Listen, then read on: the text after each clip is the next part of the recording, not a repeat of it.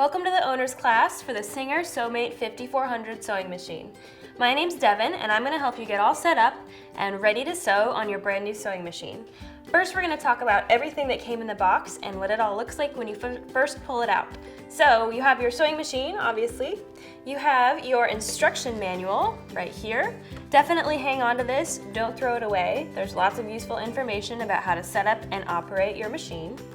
You have your quick start guide, which is basically like a cheat sheet, so if you need to look up something fast about winding, a bobbin, or threading, or setting up your machine in general, you can check that. You have your foot pedal, you have your power cord, and if we take off the removable storage compartment on our machine, that's where the rest of your accessories are. So there's some spare bobbins, some presser feet, some extra needles, and some other things that we'll talk about in a little bit. We're going to go over how to wind a bobbin, how to set up your machine by threading it, but first we're going to start with a tour of all of the machine parts. We're going to start our tour with something very easy, and that's the power switch. If you reach around the right side of your machine, you'll see a switch and it says off and on, so you're going to switch it on. You'll see a light come on, that's how you know your machine is on. Right below the power switch, we have two cords that plug into the machine. One goes to the pedal on the floor. This is how you'll operate your machine. The other one goes to the wall to the power source. Staying on the right side of the machine, we'll go up to the top. That's where your hand wheel is. The hand wheel is the manual version of pushing the pedal. Whenever you turn the hand wheel, you want to make sure that you only ever turn it towards you. That's the way it's designed to move, and if you turn it the other way, your machine just gets a little bit cranky. So you want to make sure that you only ever turn it towards you. As we turn the hand wheel, you can see a silver hook over here bobbing up and down. This is called the take-up lever. So this will be important when we go to thread our machine, so we'll go back to the take-up lever then. Moving to the top of the machine, if you reach behind, you'll feel a little bar, a horizontal bar. You can pull that and it swings out. This is called the spool pin. This is where your thread is going to go when we thread our machine. Over here, by the Singer S, we have our tension dial. You want to leave the tension dial set at 5. You'll see there's a little box around it. The tension essentially refers to the tightness of the stitches. So the tension dial is really only used for fine-tuning adjustments or if you're doing something really specific, a specific technique. For the most part, like I said, you can just leave it set at 5. Moving on down to where the needle is, there is a silver piece that has the two prongs on it. That's called the presser foot. And if you reach through the machine, there's a white lever that lets you lower and raise the presser foot. The presser foot presses down on the fabric when you sew, and there's some little teeth underneath, some feed teeth or feed dogs, and those little teeth, when the presser foot presses the fabric against them, they grab the fabric and pull it through the machine. The presser foot is kind of like park and drive on a car. When your presser foot is up, your machine's in park. When you're ready to sew, then you put your presser foot down, sew what you're going to sew. When you're finished, you lift your presser foot to go back into park. If we jump over here to the other side of the machine, on the front display panel, these are all of the stitches that your machine can sew. You choose a stitch based on the number, and you use these arrows on the left, and there's a digital display that tells you what number is selected. So you can choose different stitches by pushing those arrow buttons. We have the length and width settings right next to the stitch number. So the left and right arrows control the stitch width, and the up and down arrows control the stitch length. The last part to talk about is the back stitch button. So that's over here.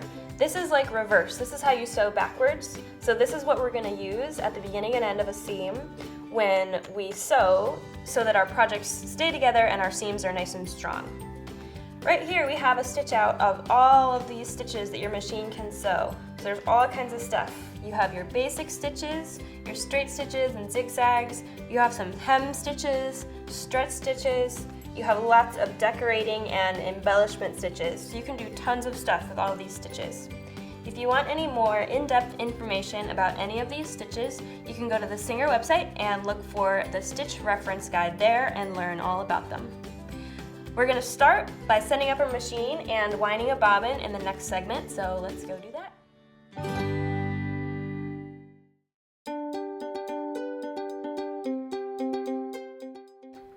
way a sewing machine works, big picture, is that there's an upper thread and a lower thread. When we set up our machine, we're going to start by taking care of the lower thread. So I'm going to be winding a bobbin. We're going to take off the removable storage compartment, which slides off like this. We're going to open the hinged cover, and that will reveal the bobbin compartment. We're going to grab the bobbin case, which is the middle round piece. There's a hinged latch that you can grab onto, and inside you'll find an empty bobbin. A bobbin is essentially a baby spool that we're going to be winding thread onto.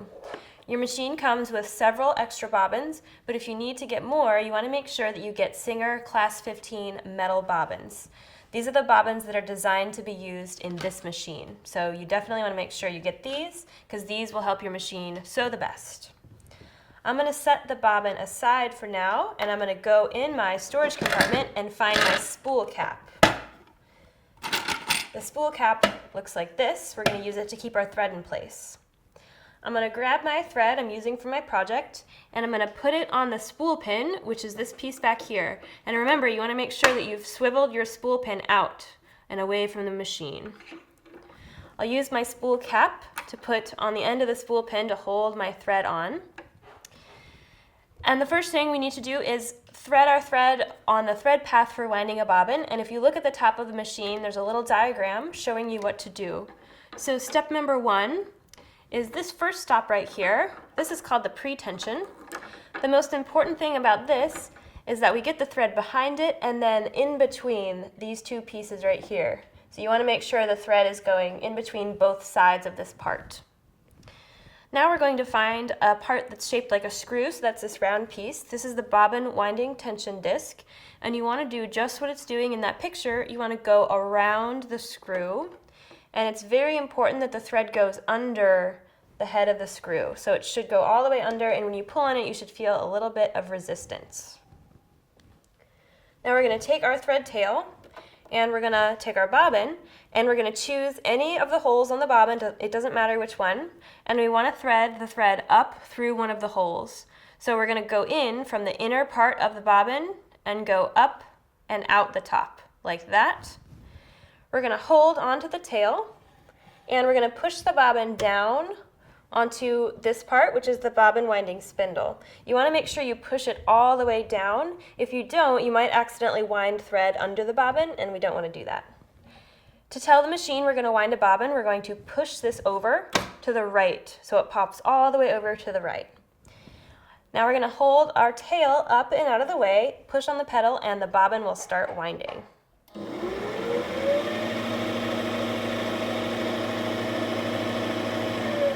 Once you wind for a few seconds, you can stop and trim the tail close to the bobbin, because now it's buried so it won't come unraveled. And then you can just keep pushing the pedal until you fill the bobbin. It'll stop automatically.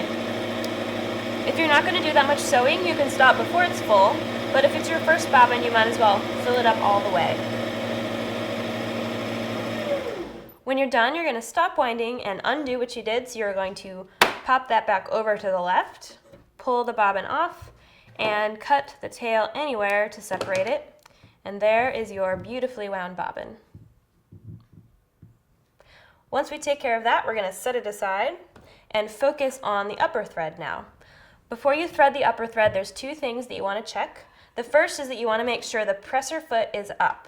So remember, there's a lifter, a little white lever right here that lifts and lowers the presser foot. So make sure that that is up. The second thing you want to check is the take-up lever. So we need to actually thread the take-up lever. We need to make sure that that is up all the way in the highest position so we can see it and access it to thread it. When we thread for sewing for the upper thread, let me just unthread the thread from the bobbin winding.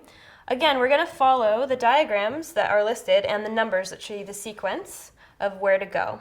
So the first stop is that pre-tension part right here. And again, it's very important to make sure that you get the thread in between the two sides of that part right there. We're going to go down in this channel. For number 3, we're going to do a U-turn around the number 3. For the take-up lever, we want to mimic what this arrow is doing at the number 4. So that means we're going to start on the right. We're going to go back, over, and then bring it forward. And it's very important that the thread catches in the front of the take-up lever, so make sure you see the thread right there. The last stop before the needle is this thread guide, which is a horizontal bar right above the needle. The easiest way to get the thread in there is to hold it horizontally and just slip it right on top and then bring the tail down like that. To thread the eye of the needle, you can thread it manually, front to back, or you can use the needle threader to make it a little bit easier on yourself. To use the needle threader, you want to make sure that the needle is in the highest position. So go ahead and turn the hand wheel until you see the needle go to the highest position. We're going to catch the thread around this hook right there, and then we're going to push down and forward on the white portion of the needle threader and bring the thread under the prongs on the right, and then we'll let go. That's going to pull the thread in a little loop right through the eye of the needle. So we can grab that loop and pull the thread the rest of the way through, just like that. Our upper thread is threaded now, so now it's time to put our bobbin in. We're going to grab our bobbin case that we had out before, and you want to hold it with the open side facing you and the little finger on the top pointed up at 12 o'clock. Then you're going to take your bobbin and you want to hold that so it's making the number 9 shape with the thread tail coming off. So use your imagination and imagine that this is the stem of the number 9 and the bobbin is the top part. Holding it just like that, you're going to drop it in.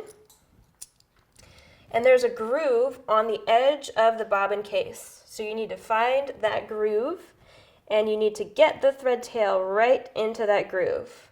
You'll pull the thread around and under this metal tab until it snaps into the open space, just like that. So you want to hear it snap, but you also want to visually be extra sure that it's in the center of that open space right there. It's very important. Once you have the bobbin in, you can double check that you put it in the right way by pulling on the thread, and it should turn clockwise. Once our bobbin is in the bobbin case, we can just let go of the thread tail. We're going to turn it back around and grab onto that hinged latch to hold it. The bobbin case is going to go in here in the bobbin holder. There's a notch right at 12 o'clock that's going to line up with that finger on the bobbin case. So you want to hold the bobbin case so that finger is pointed straight up, and we're going to slide it in until it seats all the way in there, and then you can let go of the latch. The very final step is drawing up the bobbin thread. We're going to do that with the upper thread, so we'll hold onto the upper thread with our left hand, and we're going to hand crank through one full stitch. So that means we're going to hand crank until the needle goes all the way down and comes all the way back up. When we do that, the upper thread is going to grab the bobbin thread and pull it up as a loop. If you don't see that loop, make sure that you're pulling with your left hand so that there's some tension on that thread, and it will pull the bobbin thread right up. You can then grab the loop and pull it the rest of the way through, just like that. We'll hold both tails together and then put them under the foot and towards the back of the machine. And we'll close everything up, so we'll shut our hinge door, put our storage compartment back on, and now we're all set up and ready to sew. Now that we threaded our machine, it's time to do a little test sewing and make sure we threaded it correctly. For our test seam, we're going to choose a regular straight stitch. This is a common stitch for sewing seams, so it's a good one to use as a test. Our straight stitch is stitch number 00, and you can select your stitch by using these arrow buttons until the stitch number right here reads 00. Your length and width settings will be set automatically for you, so you don't have to worry about it. If you do ever want to change them, you can use the up-down arrow to change the length and the left-right arrow to change the width. If you do change it and you want to go back to the default, you can just set it back until there's a line under the number. The line indicates that that's the default setting. I have a little scrap of fabric here to test. So to the right of my foot, I have some guidelines I'm going to use. These will help me sew straight and make sure that I stay a consistent distance from the edge. So I'm going to choose to follow the 5/8 or the 16 line. I'll put my fabric under my presser foot. I'm going to lower my presser foot to get ready to start sewing, and then I'll push the pedal. When I get to the other side of the fabric, I will stop. I'm going to lift my presser foot, pull out my test swatch, and cut my threads on the thread cutter on the side of the machine. So here's what we have.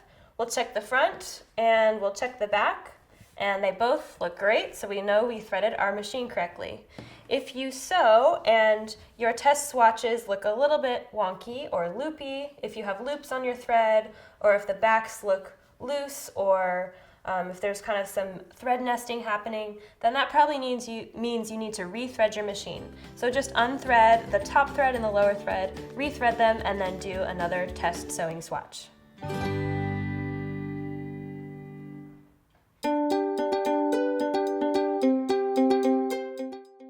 Now that we tested our threading and made sure that everything's good to go, we can sew a seam for real. I have 2 pieces of fabric that I'm going to stitch together. They are pinned with the right sides together. You want to pin your fabrics as you sew them because it helps keep them in place and prevents them from wiggling around.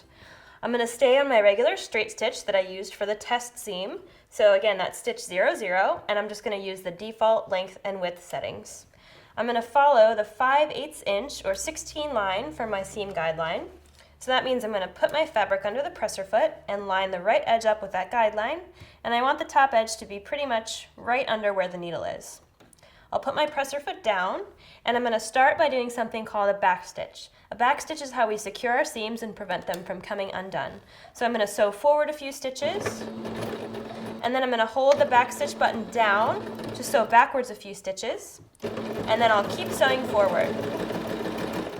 When I get to a pin, I'm going to stop and take the pin out. You never want to sew over your pins because it might break your needle or damage your machine.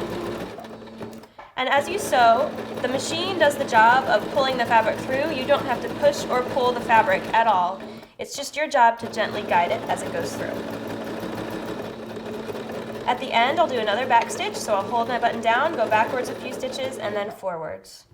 When I'm finished, I'll lift my presser foot, pull out my project, and then cut my thread on the thread cutter. And there is my beautifully sewn seam.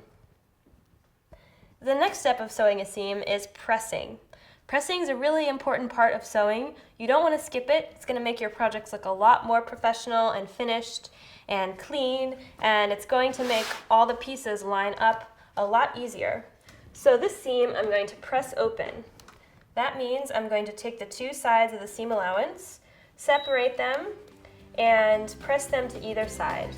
And it's going to make everything look nice and crisp and finished.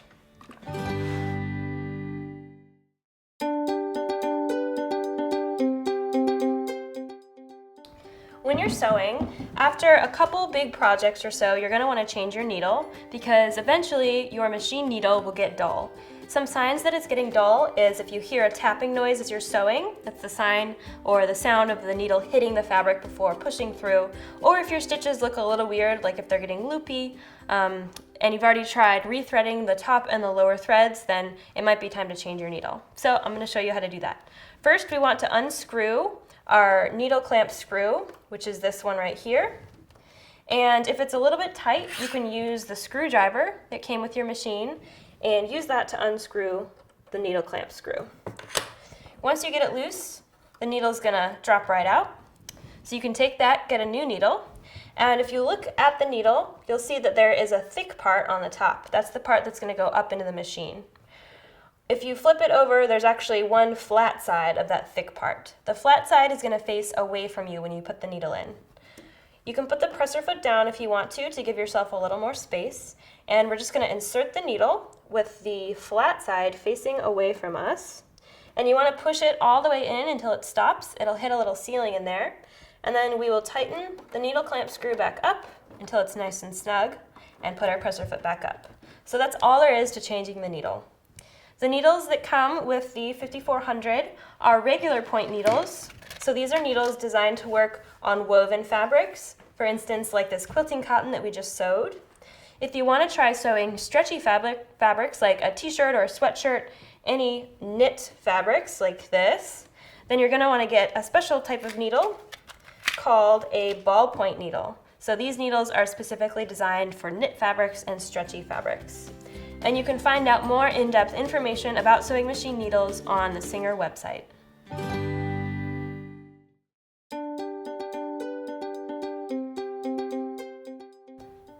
Whenever you're sewing something that's going to be washed or worn, it's always a good idea to finish the edges of the seams that are exposed on the inside.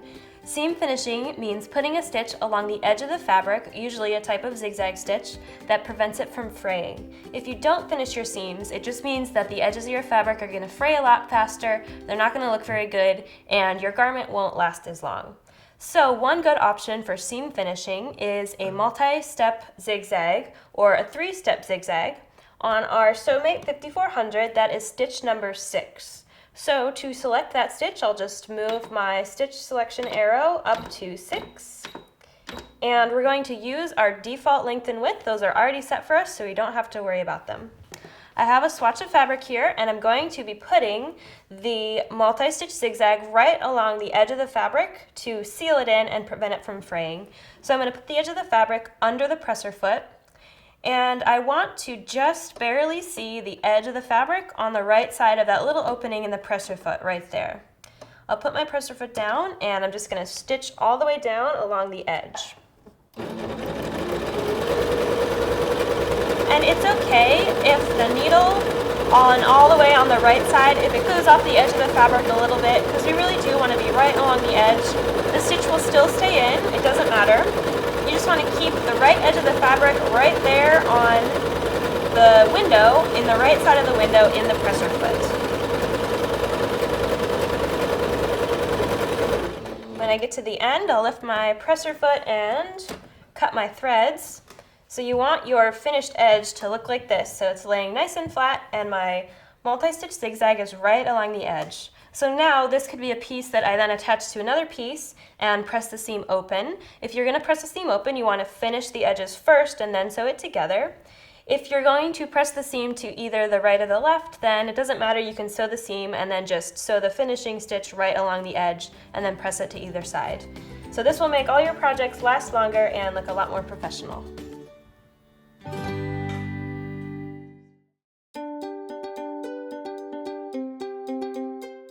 When a lot of people start sewing, they tend to be kind of scared of doing a buttonhole, but it's really pretty easy as long as you know all the steps involved. I'm going to show you how to do a one-step buttonhole on the Singer SEWMATE 5400.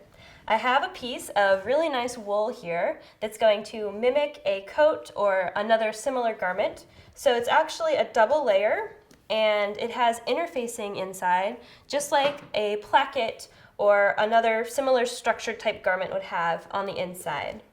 So the first thing I need to do is mark where I'm going to put my buttonhole. So to do that, I'm going to use the actual button that I'll be putting on my finished garment and put it right where I want it to go. I'm going to draw a line on one side. This will mark the beginning of the buttonhole right here. And then I'll mark another line perpendicular to that one to mark the direction that I'm going to make the buttonhole in. So you're kind of drawing a capital T to mark the buttonhole point. So my fabric is ready. Now I need to get my machine ready.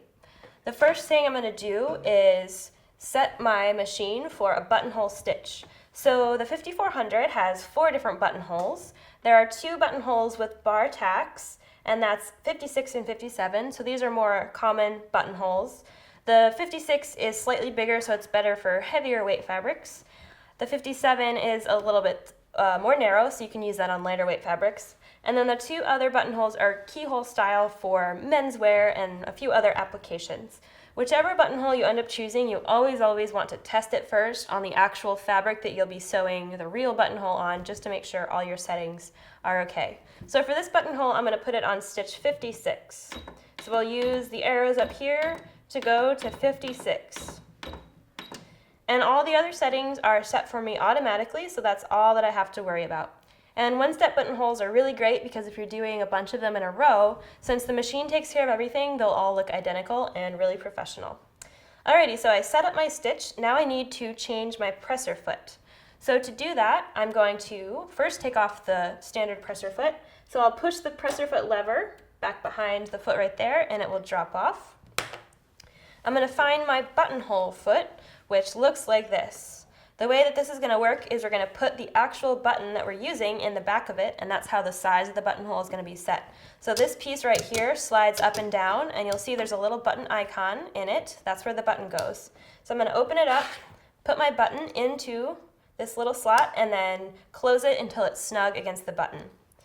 The place that we're going to attach the foot is this metal bar right here, which is the pin, the pressure foot pin. So I'm going to take the foot and put it so the button is behind the needle, and I'm going to slide that under. You might need to raise the pressure foot lifter a little more to fit it under. And I'll put the pin right under the pressure foot holder and then just lower it down until it snaps into place. You might have to wiggle the buttonhole foot around a little bit to find that spot. Lastly, I'm going to pull down the buttonhole lever, which is this piece right here, until it's all the way down. You want to make sure that the buttonhole lever is between these two prongs sticking out. That's how the machine is going to know to turn around at a certain point based on the size of the button. So make sure that it is in between these two prongs. All right, so now we're ready to stitch our buttonhole. So we're going to take our fabric, and we want the top of the capital T to be where we start. This is going to be the start of the buttonhole, and it's going to go up from there. So I'm going to put that line right under the window in the presser foot. And I want to make sure that the red line on the side of the presser foot is also aligned with that marked line on the fabric right through that window. So I'm going to put the presser foot down. I want the other line, the perpendicular line, to be centered in the foot, so centered in the window. So the line going side to side is visible in the window, and the other line is going straight up and down the center of the foot. Once we get all set up, we are going to push the pedal and sew. And the machine's going to take care of everything for us.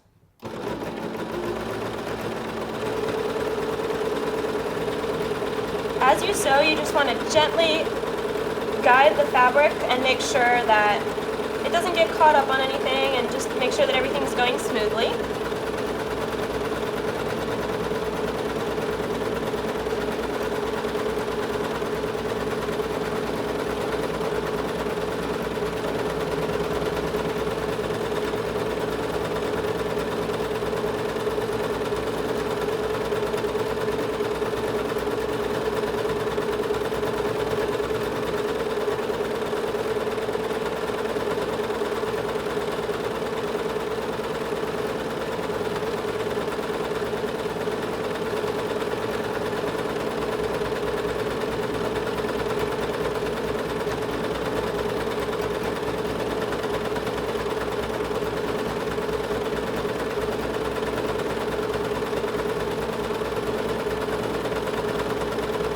When I get to the end, I'm going to keep pushing the pedal on the floor until the machine stops. It will stop on its own when it's done stitching.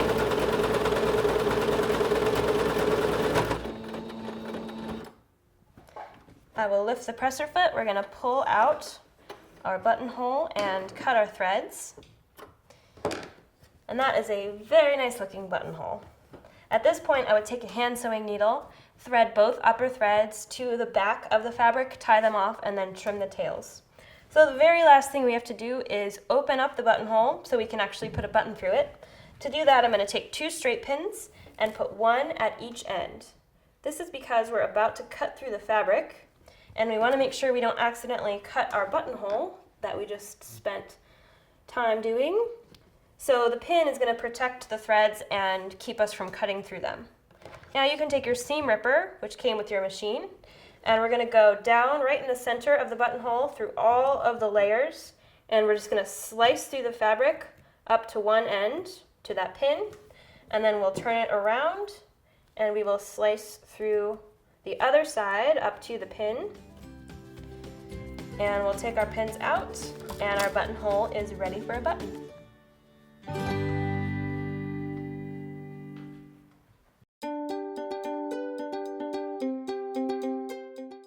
When people usually think about sewing on buttons, they think of something that takes a long time and is really tedious and requires a hand sewing needle, but actually you can use a sewing machine to attach buttons a lot faster and a lot easier.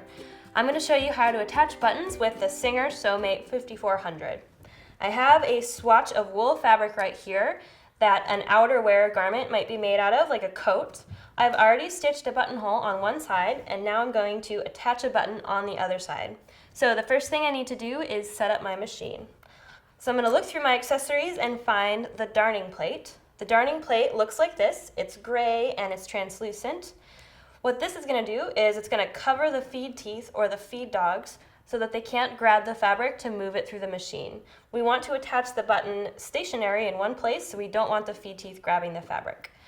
On the back of the darning plate, there are 2 prongs, and these prongs fit into these 2 holes on the needle plate, which is the metal part of the machine. So I'm going to slide this right over and push them down into those holes. It's really important when you put the darning plate on that you have the narrower part at the top. And you'll know that you do if the hole in the darning plate lines up with the hole in the needle plate. So I'm going to hold onto the upper thread and hand crank through 1 stitch to draw the bobbin thread up through the hole in the darning plate. And this is a good opportunity also just to double check that you have put the darning plate on correctly. Once the darning plate is on, we're going to set our stitch. So we're going to go to a zigzag stitch because we want the needle to move back and forth between the holes of the button. So we're going to go to stitch 03. And the length in this case doesn't really matter because we're not going anywhere. The width we will be setting based on the width of the holes in the button. So now I can put my fabric under the foot, and I'm also going to slide the button under the foot right where I want it to go. You might need to raise the presser foot lifter a little bit extra high to be able to fit it under there. And I want to see the 2 holes in the button right in that opening in the presser foot. So now I'm going to pick a width, and then I'm going to test that it's an okay width by hand cranking the needle and making sure that it clears both holes in the button. You definitely want to do this hand cranking test. You don't just want to push on the pedal because the needle might hit the button and break. So I just tested it and the needle clears both holes. So now I'm going to go ahead and stitch about 10 stitches. Once I do that, I'll lift the presser foot, pull out the button, and cut the threads. At this point, I would take a hand sewing needle and just really quickly thread the upper threads through the hand sewing needle, bring them to the back and tie them in a knot, and my button is totally finished. So that was really fast, really easy, and now you know how to sew on buttons. There's lots of different ways you can play around with attaching buttons. Here's a sample of some of those ways. We have 3 different widths, so you can see that 3 different widths of zigzags were used to attach the big, medium, and small buttons. We have this button that has over-exaggerated holes, but a very narrow zigzag was used to attach it in the middle. If you have a 4-hole button, you can attach both sets of holes separately with horizontal stitching, or you could do an X and attach across the diagonal of stitching. You can even play around with thread colors and change the patterns that you use within the 4 holes to create all sorts of designs, whatever you can think of.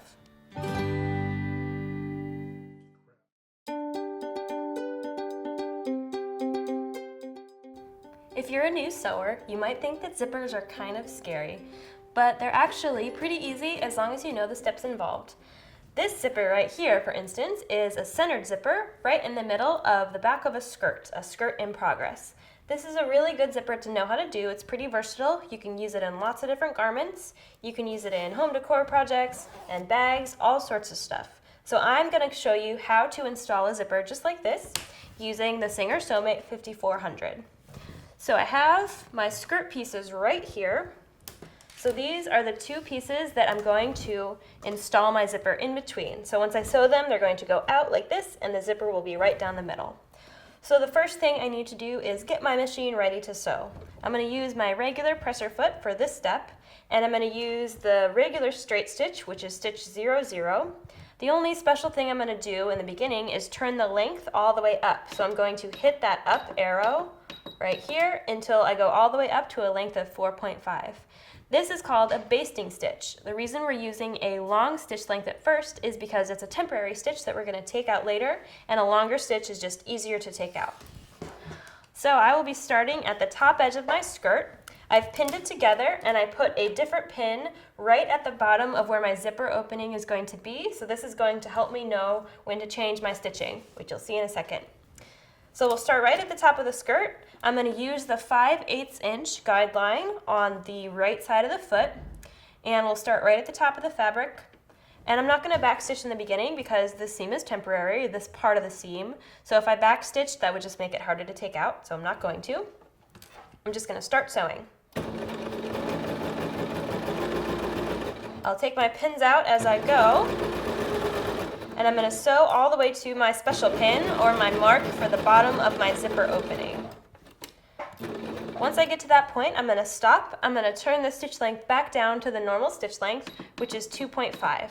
And remember, if you ever forget on your machine what the default setting is, it has a line under it when you get to the default setting. So for the length, there's a little line under 2.5.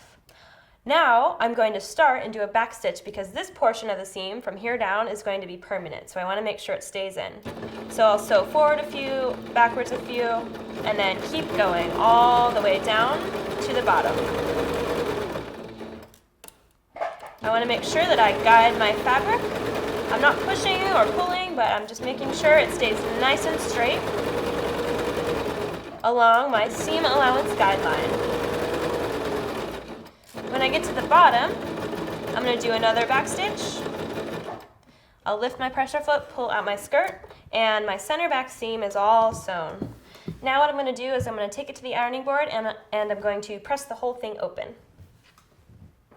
I just came back from pressing my seam open, so I separated the seam allowance to either side and pressed it. This is definitely a step that you don't want to skip. If you don't press your seam, your zipper will not really go in right and it's not going to look very good. So make sure you press thoroughly and press the seam allowance open to either side. So for this next part, I'm going to be basting the zipper to the wrong side of the fabric so that it's held in place when we sew it in place for real. To do that, I'm going to take my zipper, I'm going to unzip it a little ways, like this, and I'm going to place it coil side down against the center of the seam. I want to have the top of the zipper tape be lined up with the top of the fabric, and I'm going to put a few pins in to hold my zipper in place. At the top, where it's unzipped, you might have to pin each side separately. That's totally fine. So I'm going to put a couple pins in up here. You really want to make sure that that zipper coil, the zipper teeth, are centered on the seam. And then we'll put a few more pins down here to hold the rest of the zipper in place. You also want to have the zipper pull be pointed up. This is going to make your life way easier in a couple minutes, so make sure the pull is sticking up. Alright, so my zipper is ready. Now I need to get my machine ready. The first thing I'm going to do is change to a zipper foot. This is the zipper foot. The whole idea behind a zipper foot is that the foot is a little bit smaller on the sides, it has some cutaway portions, and it lets you get closer to bulkier things like a zipper when you're sewing. I'm going to take off the regular presser foot by pushing the presser foot lever right here. The presser foot will drop off and I'll take that away. The zipper foot has a kind of long pin on it, this horizontal metal bar. I'm going to attach it on the left side right here. So I'm going to center that left half of the presser foot pin right under the presser foot holder, and I'm going to lower the presser foot lifter until it snaps into place. You might have to wiggle the foot around a little bit to get it to really snap in there. So when you have it on, the bulk of the foot should be over to the right of the needle. It's very important when you're sewing with a zipper foot that you don't use any other stitch besides a straight stitch. That's because the area that you're sewing in is very tiny. It's that little itty bitty cutout in the foot. And if the needle starts moving around, it could accidentally hit the metal of the foot, so that can break your needle, it can damage your machine. You just don't want to accidentally sew on the metal portion of the foot. So the easiest way to prevent that from happening is to just leave it on the straight stitch and not be moving the needle around. Alright, so I'm going to set up for a basting stitch, so that's our temporary stitch again. That means I'll stay on my 0-0 straight stitch, and I'll put the length all the way up to 4.5. I'm going to start on the right side of the zipper, up near the top of the tape, and I just kind of want the needle to be along the edge of the tape, along the left edge, about 1/8 of an inch or so in. And since this is a temporary stitch, I'm not going to backstitch, I'm just going to start sewing. I'll take out my pins as I go, make sure they don't get in the way. And when I get close to that pull, I'm going to stop, crank the needle down into the fabric. If you try to sew by the pull, then the width of the pull might kind of push the foot off the edge of the zipper. So with my needle down, I'm going to lift the presser foot and zip the zipper past it. Now that that is past it, it's out of the way, and we can put the presser foot back down and continue sewing. I'm going to baste pretty much to the end of the zipper. And again, we're not going to backstitch at the end because we're going to end up taking this stitch out. So that's the first side of the zipper. I'm going to pull it out of the machine, we'll cut our threads, and now I'm just going to flip the skirt around the other direction and baste right up the other side. So exact same idea. Not going to backstitch at the beginning, we're just going to start sewing.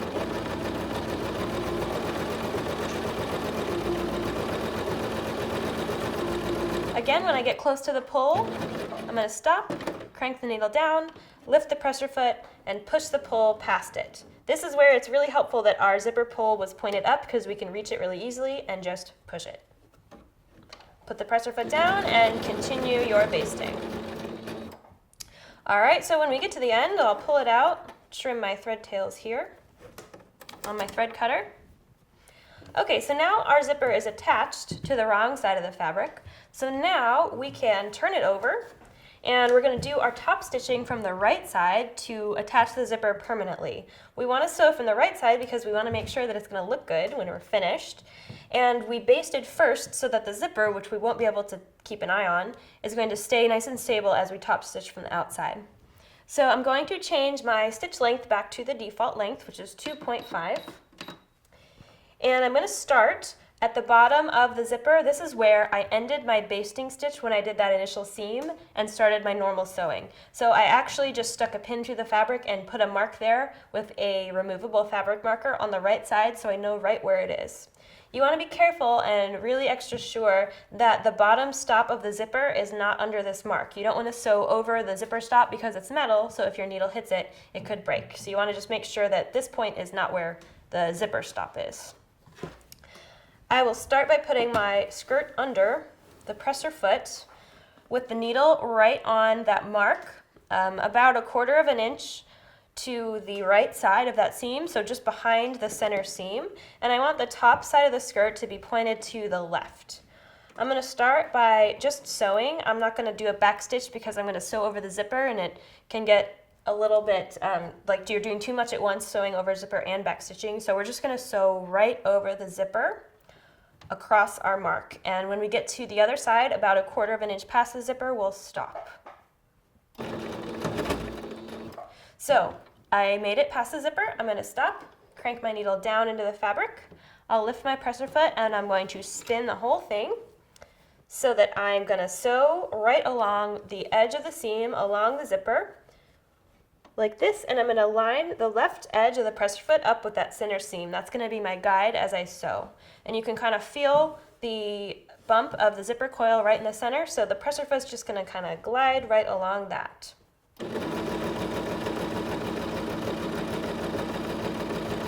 So I'm just keeping it straight by watching that center seam and keeping it along the left side of the presser foot. All right, so I'm close to the pole again. I can feel it through the fabric, so just like before, we're going to crank that needle down into the fabric, lift the presser foot, and reach underneath and push the zipper pole past the presser foot. Again, it's way easier since we left that zipper pole up. You can even raise the presser foot a little bit further if you have to, just so that you can get it past the presser foot. I'm going to push it a little bit further. Okay, so we'll put our presser foot back down, and then we're going to keep stitching. When we get to the top, since this is the permanent seam, we'll do a little back stitch. We'll pull our skirt out, and we've taken care of the first side of the zipper top stitching. Now we need to go back and get the other side. To do that, we're going to start from the same point, so at the bottom of the zipper, and sew to the top of the skirt, just to make sure that all the fabric stays nice and even and doesn't get bunched in opposite directions. So to do that, we need to switch the zipper foot. We need to switch the side that it's on. So I'm going to push the presser foot release lever. The zipper foot will drop right off. We're going to push it over and attach it to the other side of the presser foot pin so that now the bulk of the foot is to the left of the needle. And I'm going to put the skirt back under the needle and the foot. And this time I'm going to line it up so that the right edge of the foot is lined up with that center seam. And I want to start sewing right where I started sewing across the zipper before. And I'm going to do a back stitch this time, and the goal is to catch the beginning of your stitching to make sure you back stitch over that little bit of thread for a stitch or so, just to make sure you secure that in place. So I'm going to start, I'll do my back stitch. And so same deal, now we're just keeping the right edge of the foot along that center seam. When I get close to the pole, I'm going to stop, crank the needle down, lift the presser foot, and push the zipper right past it, lifting that presser foot higher if I need to, just like that. I'll put the presser foot down and keep going.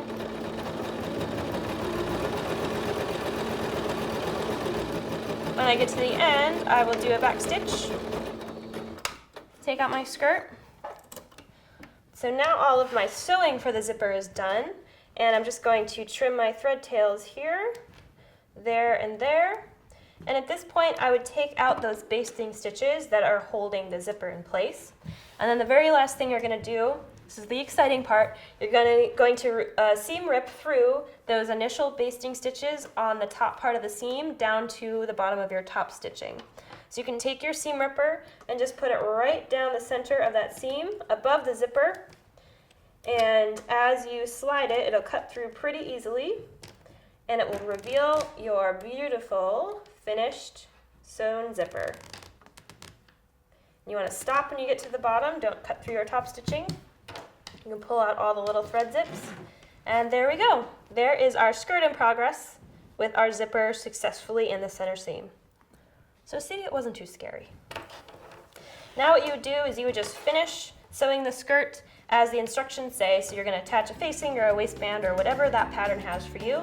The top will look all beautiful and finished.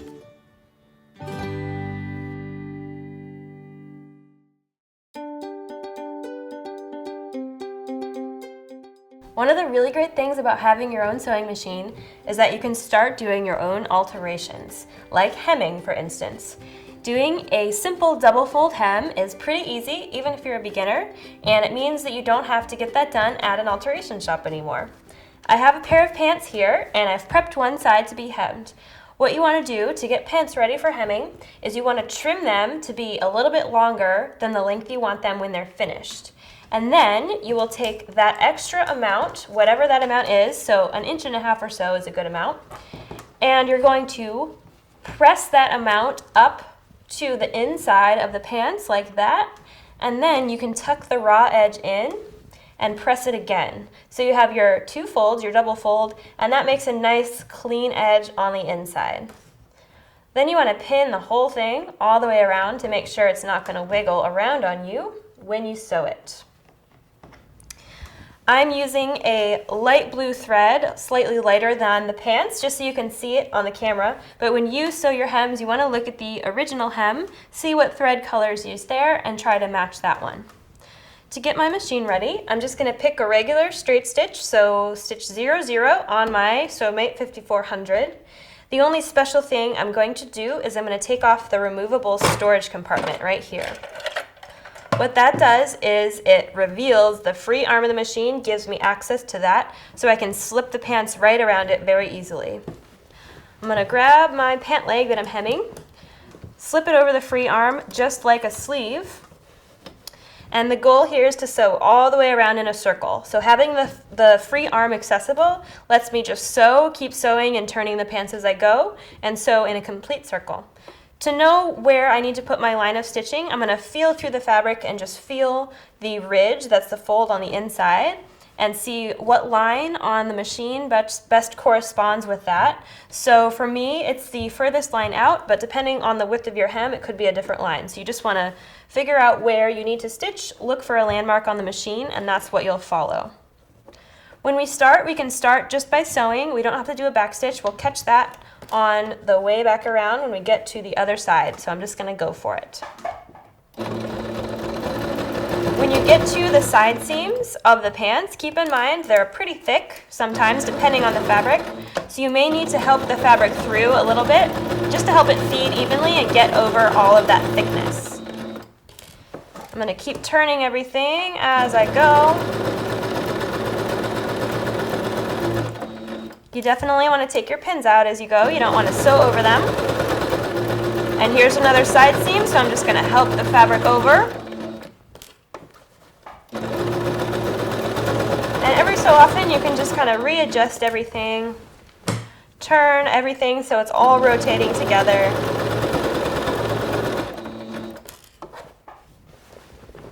And as we approach where we started, you want to look at your stitching, make sure you're nice and straight, and aim for your starting point because you want to overlap it slightly and do a little back stitch right there to catch your initial thread tails. Once we finish, we'll lift our presser foot, pull it out, cut our threads, and here is our beautiful finished hem.